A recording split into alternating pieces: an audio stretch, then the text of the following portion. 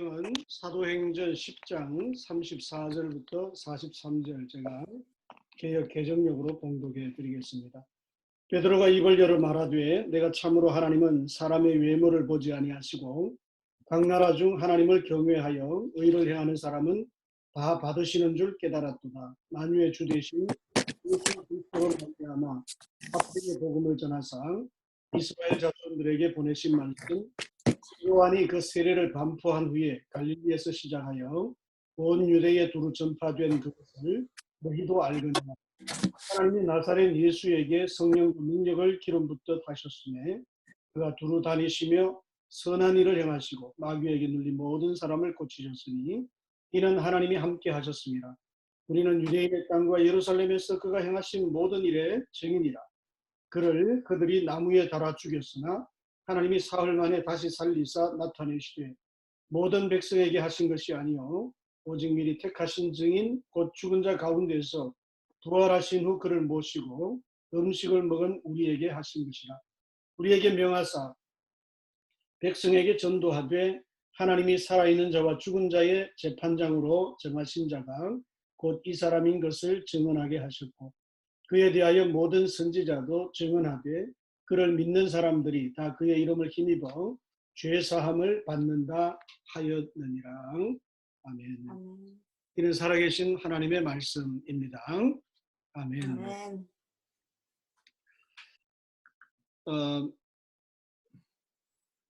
오늘 2020년 우리가 함께 맞이하는 부활절입니다. 전혀 상상하지 못했던 그런 방식으로 부활절 예배를 드리게 됩니다. 우리의 안타까운 마음과 또 부활의 기쁨, 또 감격, 그 마음을 하나님께서 아시고 우리의 마음을 위로하시고 격려하시고 하늘의 소망과 또 부활의 생명으로 우리 가운데 함께 해주시기를 간절히 소원합니다. 주님께서 십자가의 고통을 지나신 후에 부활의 영광을 맞이했듯이 지금 코로나19라고 하는 엄청난 고난의 시간, 마치 십자가와 같은 그런 시간을 보내는 우리에게도 머지않아 새롭게 생명의 노정을 시작할 수 있도록 또 희망의 노정을 또 믿음의 여정을 나아갈 수 있도록 하나님께서 은혜 더하여 주시기를 주의 이름으로 간절히 축원합니다. 오늘 본문에는 매우 단순하고 명료한 부활의 메시지가 소개되고 있습니다. 네 가지의 핵심 메시지입니다. 39절에 보면 유대인들이 예수를 나무에 달아 죽였다. 첫 번째고요.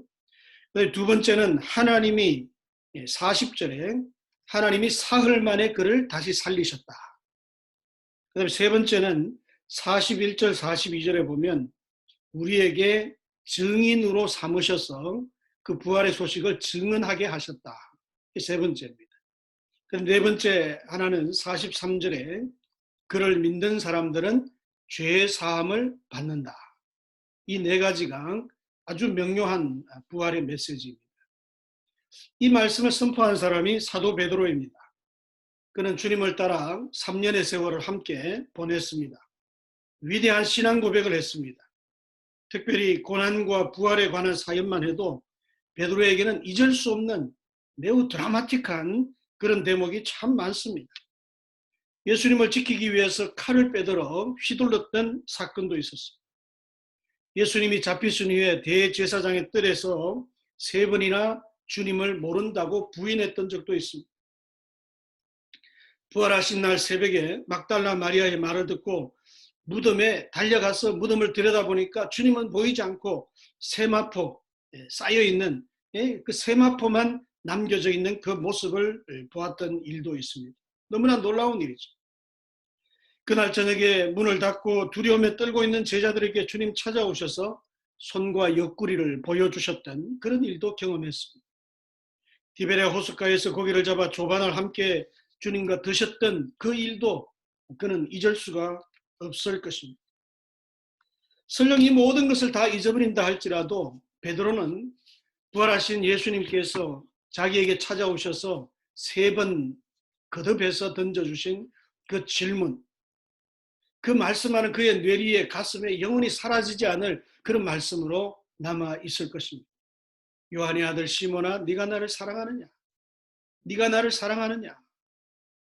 네가 나를 사랑하느냐? 거듭거듭 주님께서 그에게 질문하셨습니다. 베드로의 대답은 주님 그렇습니다. 내가 주님 사랑하는 줄 주님 아십니다. 주님 아시지 않습니까? 그렇게 대답을 했습니다. 주님은 베드로에게 내 양을 먹이라 부탁하셨고 그 이후로 베드로는 어떤 죽음으로 하나님 앞에 영광을 돌릴 것인지 주님이 다 말씀해 주셨어요. 그래서 생명을 다하여 복음을 전하다가 거꾸로 십자가에 달려서 죽음을 맞이하는 그런 베드로의 모습으로 연결되는 것을 볼 수 있습니다. 이처럼 예수님의 부활에 대해서 얘기하자면 베드로보다 더 사실적으로 아는 사람 드물 것입니다. 아주 구체적으로 주님의 부활에 대해서 알고 있습니다. 그 베드로가 이렇게 간단 명료하게 네 가지로 부활의 메시지를 우리에게 전해준 것입니다. 예수님은 십자가에 달려 돌아가셨다. 3일 만에 부활하셨다. 그 부활의 증인으로 우리를 부르셨고 우리로 하여금 그것을 증언하게 하셨다. 이 증언을 믿는 자는 죄사함 받고 하나님의 구원의 은혜를 받는다. 이 네 가지인 것입니다. 이 메시지는 고넬료의 집에서 선포되었던 것입니다. 우리가 아는 대로 고넬료는 이방인입니다. 가이샤라 지역에 주둔하는 이탈리아 부대의 백부장이었죠. 그가 예수님을 구주로 영접하고 은혜를 받자 마음이 뜨거워졌습니다. 그 은혜를 사모했습니다. 이 갈급한 심령, 이 사모하는 은혜를 사모하는 이 심령을 어떻게 채울 수 있을까? 베드로를 특별 강사로 초대하기로 했습니다. 유대인인 베드로가 이방인의 집을 찾는 것은 이건 깜짝 놀랄 만한 일입니다. 베드로 자신도 그것을 허용하지 않았습니다. 베드로가 기도 시간이 되어서 기도하기 위하여 지붕에 올라갔다가 기도를 마치고 나니까 얼마나 시장한지 모릅니다. 제 6시는 오늘 우리 시간으로 12시죠. 아마 기도 이후의 시간이니까 12시가 한참 지난 시간이었을 겁니다. 너무 시장합니다. 사람들이 분주하게 막 전심을 준비하고 있는데 베드로가 여기서 잠깐 비몽사몽간의 환상을 보게 되죠. 하늘에서 그릇이 내려오는데 보자기로 사이에 있는 그릇이 내려오는데 거기에 온갖 고기 요리가 가득합니다. 육고기들이 있습니다. 날고기들도 많습니다. 이 세 종류의 고기들도 많습니다. 그 고기들을 보니까 말씀이 들려오는데 베드로야 이것을 먹어라 하시는 겁니다. 베드로가 아무리 봐도 그것은 율법의 말씀에 금지한 고기들이에요. 그래서 주여 제가 지금 아무리 배가 고파서 눈이 왔다 갔다 할 것 같아도 속되고 깨끗한 것, 속되고 깨끗하지 못한 이 음식들은 제가 먹을 수가 없습니다. 이렇게 베드로가 거절을 했죠. 그랬더니 다시 음성이 들립니다. 하나님께서 깨끗하게 하신 것을 네가 속되다고 하지 말아라. 무슨 말입니까? 하나님께서 정결하신 것을 네가 속되다, 부정하다, 토를 달지 말고 먹어라. 먹어라. 그런 일이 3번 거듭되고 난 후에 그릇이 그냥 하늘로 올라가 버립니다. 너무나 이상한 환상이죠. 고개를 갸우뚱갸우뚱하면서 이것이 도대체 무슨 의미일까? 이것이 무슨 하나님의 뜻이 담겨있는 환상인가?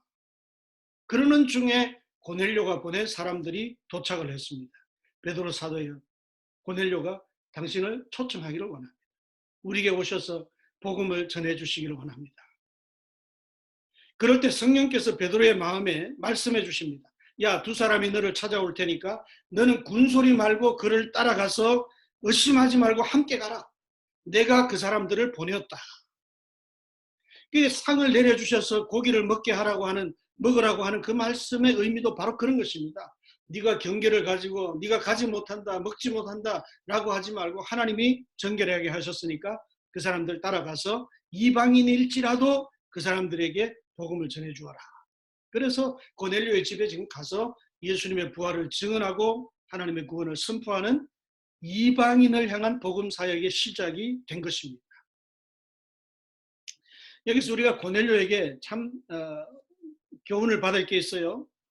고넬료는 자기 혼자만 은혜 받고 가슴이 뜨거워서 베드로를 초청한 게 아니라 자기 친척들, 가까운 친구들, 이웃들을 다 불러 모았어요. 불러 모을 수 있는 사람 다 불러 모았어요.